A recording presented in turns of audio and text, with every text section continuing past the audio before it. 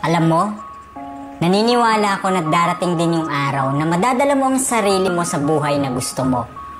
At ang maganda dito, hindi lang ikaw, kundi kasama pati ang mga mahal mo sa buhay. Kahit may mga taong nagdududa at umihila sa'yo pababa ngayon, hindi mo naman kailangan na may maniwala sa'yo at sa mga pangarap mo. Ang pinakamahalaga, ikaw mismo ang maniwala. Oo, ikaw. Tulungan mo ang sarili mo at maniwala ka sa sarili mong kakayahan.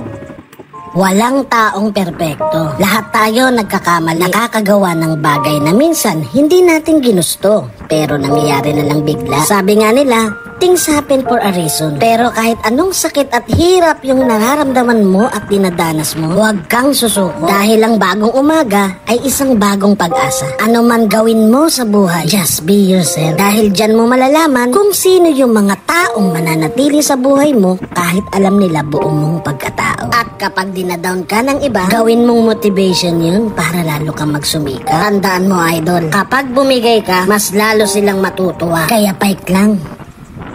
Kung wala pang nagsabi nito sa'yo ngayon, gusto ko lang ipaalala sa'yo na pakonti-konti, nagkakaroon ka na ng progress sa bawat araw na gumigising ka. Sobrang nakaka-inspire ka dahil kahit sobrang bigat at sobrang hirap ng mga pinagdaraanan mo ngayon at kahit sobrang dami mong sakit na nararamdaman, emotionally at physically, mas pinipili mo pa rin na bumangon at ipaglaban ang pangarap mo na gusto mong maabot. Sana alam mo din sa sarili mo na lahat ng mga efforts na ginagawa mo ngayon ay magiging worth it din.